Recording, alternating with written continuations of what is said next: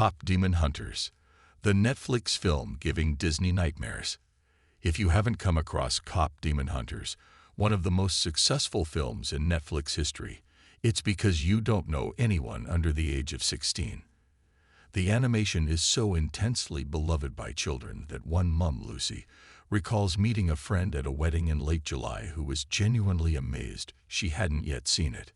Just you wait, Lucy's friend warned.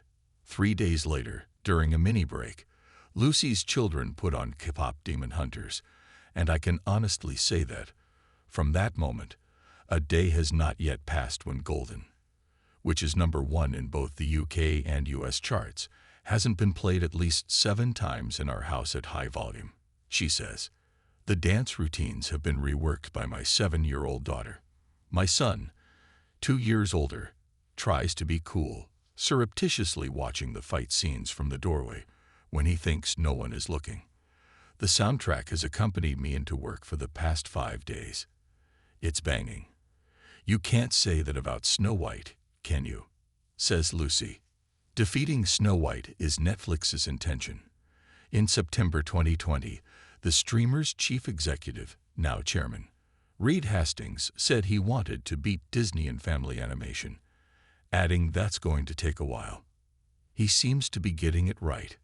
Kpop Demon Hunters is well on the way to being to 2025 what Disney's Frozen was to 2013, an inescapable cultural phenomenon. Kpop Demon Hunters is a little hard to explain. It draws a lot from Korean mythology and pop culture and then merges them, like a K-pop Hannah Montana meets Buffy the Vampire Slayer in Frozen.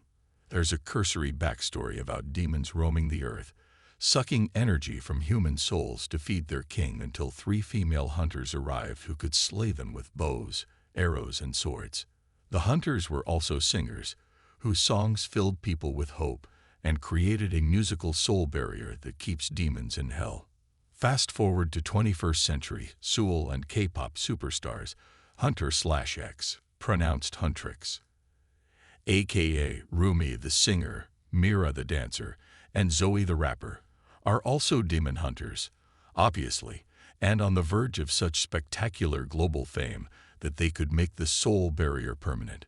But Rumi has a secret. Her dad was a demon. So when the Demon King puts together a boy band, Saja Boys, led by the fallen musician Jinwoo, who Rumi then falls in love with, all hell breaks loose. Only female friendship can defeat the dark forces of the abyss. There are lots of K-pop songs, catering to the rising appetite for South Korean culture in the West, popularized by groups such as Blackpink and BTS, and lots of scenes in hell. And it's possible that for certain demographics these two things are not dissimilar. But the audience for Kpop Demon Hunters is not those people. It's Disney's core princess audience of tween girls. Or at least, the original audience was. It's now family-wide, strongly aimed at 18 to 44-year-olds, as well as children. Netflix launched the film on June 20, directly up against Pixar's Elio, which was predicted to be a box office hit. Kpop received little marketing support, although it was released in enough cinemas to make it an Oscar contender, and the film's first week numbers were modest, with just 9.2 million views on Netflix. Elio's opening weekend was equally unimpressive, taking $20 million in the US against its projected $30 million. Week 2, everything changed. Kpop jumped to 24.2 million viewers and kept rising. It became the first Netflix original film to reach a new viewing peak in its 6th week, with 26.3 million views, up on the previous week's 25.8 million and 24.2 million the week before that. By the end of week 6, the film had been viewed 132.5 million times. This isn't typical for Netflix movies, which tend to behave like box office movies, launching and then tailing off.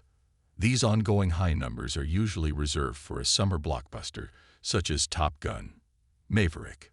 It's not exactly like for like, but it's safe to say that in the first week of August, Kpop Demon Hunters was seen by more people than the US box office top 10 combined. All 7 songs from the soundtrack, written and performed by established K-pop talent, charted, making it the first streaming-era soundtrack to debut in the top 10 on the Billboard 200 and increase in its second, third, and fourth week of release. However, only Golden peaked at the top spot. The official video has been viewed on YouTube more than 130 million times. Netflix hadn't prepared merchandise, so had to rapidly clone cuddly toys given to the crew at the end of production. Its toy tiger and a Hunter/X t-shirt are now Netflix's best-selling merchandise of the year. Elio's box office, in comparison, dropped 50% in the second week and another 50% in the third.